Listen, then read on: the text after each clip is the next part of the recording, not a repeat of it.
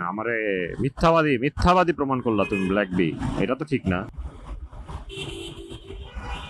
এই যে দেখছেন, কথা নাই বার্তা নাই, বামে একটা চাপ, ওর বামে যে আমি ওর বাপ আছি এটা দেখারও টাইমই নেই।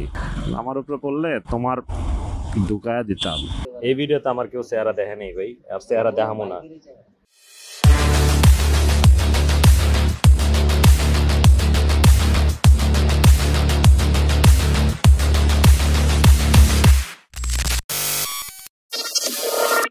এই রাস্তাটা হইলো মিরপুর 60 ফিটে ঢোকার একটা শর্টকাট রাস্তা, কিন্তু রাস্তার অবস্থা খুবই বাজে, খুবই বাজে, একদম ধ্বজ বঙ্গ আর কি।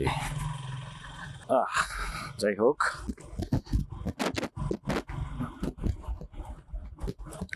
আরে বাবা রে বাবা, প্রথম প্রথম রাস্তাটা একটু ভালো ছিল, এরপর রে বাবা রে বাবা। ওকে, চলে আসলাম মিরপুর 60 ফিটের রাস্তায়। হ্যালো গাইজ, আসসালামু আলাইকুম, স্বাগতম বুম বুম কাকার চ্যানেলে। বরাবরের মতো আমি আছি আপনাদের নমি কাকা, আর এই মুহূর্তে আছি মিরপুর 60 ফিট।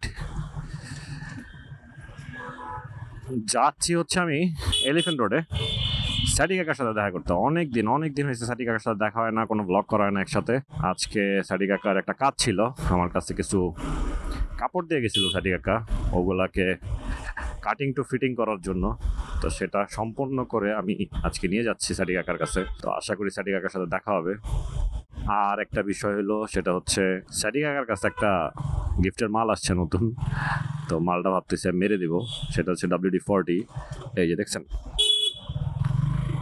এটা মারতে যাচ্ছি কারণ হচ্ছে এই আমার হর্নটা ইদানিং আবার মিসফায়ার শুরু করছে। লাস্ট সার্ভিসের পর একটু ঠিক হয়েছিল, চললো স্মুথলি চলছে, এখন আবার হঠাৎ করে দেখি যে মাঝে মধ্যে একটু ক্যারাবেরা করতেছে। তো ভাবলাম যে দেখি WD-40টা মারলে যদি ঠিকঠাক হয় তাহলে তো চললো, আর সাদিকার কাছ থেকে মেরে দিতে পারলে আমার আর নতুন করে কেনা লাগলো না। লাস্ট ব্লগে হচ্ছে একটা মজার কাহিনী হচ্ছে, সেটা হচ্ছে লাস্ট ব্লগ আপ করার পরে আমার এক সহৃদয়বান ব্যক্তি জিজ্ঞেস করলো যে আমার মুখস্থের কি অবস্থা। তো আমার এই কি বলে, আমি যে ব্লগটা করছি ভাই, এটা আসলে মুখস্থ করেই বলছি। কারণ হচ্ছে কি, আমি বাইক চালানো শিখছি তো মেলা আগে, যা শিখছি বা যা জানি দেখা গেছে যে ঠেকায় পড়ে টুকটাক কাজ করতে করতে করতে করতে একটা মানে অভিজ্ঞতা হয়েছে আর কি। এখন বিষয় হচ্ছে, অভিজ্ঞতা হইলেই তো আর সবকিছু এক্সপ্লেইন করার মতো হয় না। তো আমি অনেক কিছু হয়তো জানি বাট নাম জানি না, বা অনেক কিছু বুঝি বাট বুঝায় বলতে পারি না। তো সেই কারণে আমি যেটা করছিলাম সেটা হচ্ছে, আমি হচ্ছে একটা নোট করছিলাম যে কি কি বলবো, কি কি বলা লাগবে। তো ওইটাই হচ্ছে একদম ঠোঁটস্থ মুখস্থ করে তারপর বমি করে দিয়েছি আর কি। পরীক্ষার খাতায় যেরকম আমরা ছোটবেলা পরীক্ষা দেওয়ার সময় মুখস্থ করে যে ঠাস করে লিখে দিতাম, সবার আগে উত্তরটা দিয়ে দিতাম, তো ওইটাই করছি আমি। তো যাই হোক, এনিওয়ে, তো কেমন লাগছে ব্লগগুলা জানেন। আর চেষ্টা করতেছি আজ এরা টপিকের বাইরেও যদি কোনো কাজের টপিক থাকে সেগুলো আপনাদের সাথে একটু শেয়ার করার জন্য। তো যদি ভালো লাগে সেটা আমার একটা সফলতা বলতে পারেন, যে আপনাদের অল্প হইলেও ভালো লাগছে। ও, আরেকটা বিষয় মাথায় আসছে আমার, সেদিন মাথায় না হাতে আসছে। হাতে আসছে কেন বলতেছি, কারণ হচ্ছে আমি কিছুদিন হচ্ছে গরম পড়ছিল তো মাঝখানে প্রচন্ড, তো সেই গরমের মাঝখানে হচ্ছে আমি, ও মা, এই রাস্তাগুলা কবে নাগাদ যে ঠিক করবে আল্লাহ মালুম। তবে এলিফ্যান্ট রোডে যাচ্ছে অনেকদিন পরে, এলিফ্যান্ট রোডের রাস্তাটা এখন চকাম করছে ভাই, চকাম। আমার লাস্ট একটা ব্লগ মনে হয় কোনো মন্ত্রণালয়ের লোকজন দেখছে, দেখা সেটা ঠিকঠাক করে ফেলছে।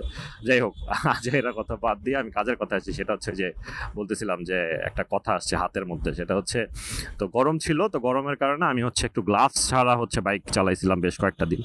তো চালানোর পরে দেখলাম যে আমার হাতে প্রচণ্ড ব্যথা হচ্ছে, এবং কোন কোন জায়গাটায় আমি সেটা দেখাচ্ছি।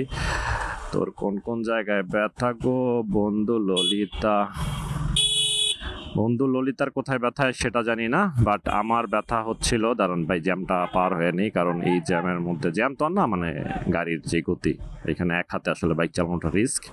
সো আমি এক হাতে স্টানবাজি করবো না, গাড়িটা একটু স্মুথ রাইডিং হোক তারপরে বলতেছি। হ্যাঁ, গাড়ি এখন রাইডিং মোডে আছে। তো হচ্ছে যে এই জায়গাগুলা কবজির এবং হাত প্রেস করতে গেলে দেখা গেছে যে হাতের মধ্যে ব্যথা হচ্ছিল। যখন ব্যথা অনুভব করা শুরু করলাম তার এক দুই দিন পরে হচ্ছে আমি আবার গ্লাভস পরে যখন বাইক চালাইলাম দেখলাম যে ব্যথাটা অনেকটাই কম এবং কমফোর্ট ফিল করতেছি। তো পরে হচ্ছে বুঝতে পারলাম বিষয়টা, যেটা হচ্ছে যে সুজুকি বাইকের একটা কমপ্লেইন সবসময় থাকে, সেটা হচ্ছে যে বাইকের ক্লাচ খুব টাইট থাকে, হাত ব্যথা হয়ে যায়, হাত ব্যথা করে এরকম। আমি যখন বাইক কিনছি তারপর থেকেই মোটামুটি গ্লাভস পরেই আমার বাইক চালানো হচ্ছে বেশিরভাগ সময়।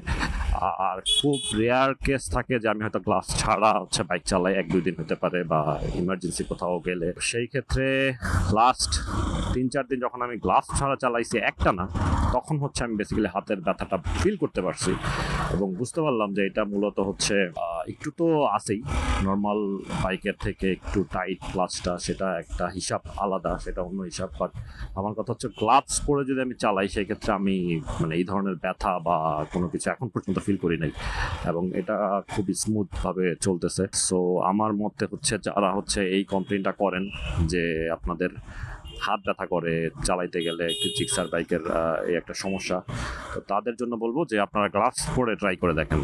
তারপরও যদি ব্যথা করে তাহলে ডাক্তার দেখান ভাই, তাহলে আপনার হাতের সমস্যা। কারণ আমার মতে ভাই গ্লাভস পরে চালাইলে ব্যথা করার কথা না, এটা যদি এর থেকে বেশি ব্যথা হয় তাহলে ডাক্তার দেখানো উচিত। এনিওয়ে, যাক আলহামদুলিল্লাহ এখন 60 ফিট পার হয়ে গেছি। দেখছেন কথা বলতে বলতে 60 ফিটটাও পার হয়ে গেছি, খুব বেশি সময় লাগে নাই। আর সাইডি কাকারে তো ফোন দিয়া বলছি, সাইডি কাকা ওয়েট করতেছে। WD-40টা মারতে পারলে মাইরা দেখছেন এখন আবার ঠিকই বাজে। যখন ওই যে বলে না যে রোগী ডাক্তারের কাছে নেওয়ার আগে সুস্থ হয়ে যায়, বিষয়টা হচ্ছে এরকম আর কি।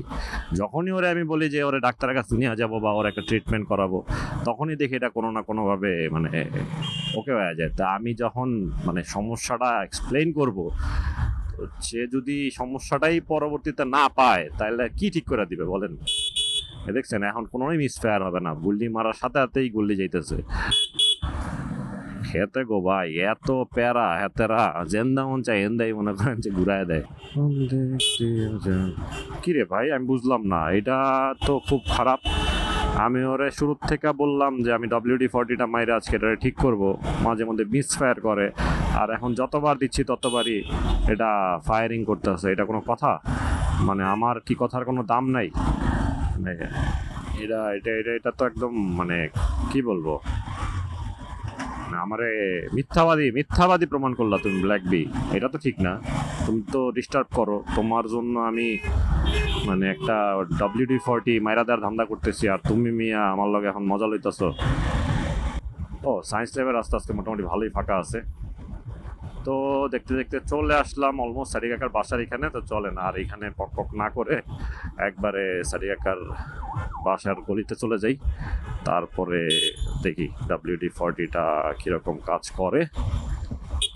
কিন্তু আমি অবাক যে ভাই তুই আজকে এটা কি করলি? আমি বললাম যে তোর সমস্যা, তুই অসুস্থ, তোরে আমি আরে কাকা আইসক্রিম খাইতে আসো, প্যাকেটটা উড়াইয়া মেরে দিছো, আইসা পড়লো বাইকের উপরে। তাও ভাগ্য ভালো যে জামার উপরে পড়ে নাই, আমার উপরে পড়লে তোমার আইসক্রিমের প্যাকেট তোমার ঢুকায়া দিতাম। কিছু কইলাম না তোমার, এখন আর থাক, মুখ খারাপ না করি। চলেন দেখি সাইডি কাকা কই আছে। এই যে যেই মালের কথা কইছিলাম, কাটিং টু ফিটিং ডান। সাইডি কাকা কি হন্তি আছে? সাইডি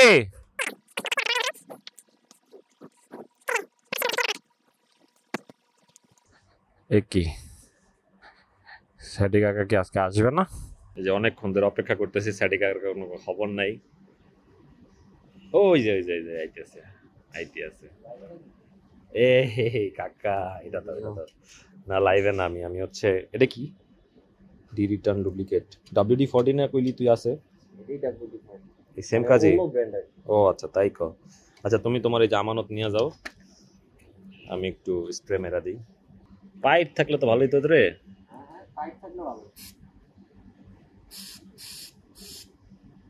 দেখো দেখো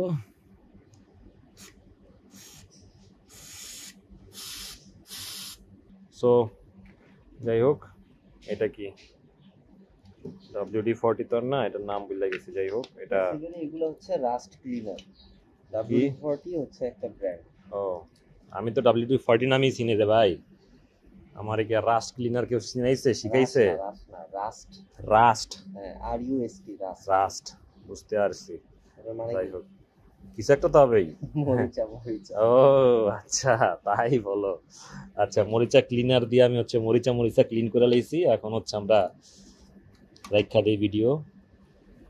টিল দেন সবাই ভালো থাকেন, সুস্থ থাকেন, আল্লাহ হাফেজ। ও এই ভিডিওতে আমার কেউ চেহারা দেখে নেই ভাই, আর চেহারা দেখামো না। বাইকের চেহারা সারপ্রাইজও আসতে পারে, দেখা যাক কি হয়। ঠিক আছে, হ্যাঁ দেখে, হ্যাঁ হইতেই পারে। সো বাইক ভালো করে চিনা রাখেন। এটাই হচ্ছে বুম বুম কাকার বাইক, এটার আপডেট ভার্সন আসতেছে।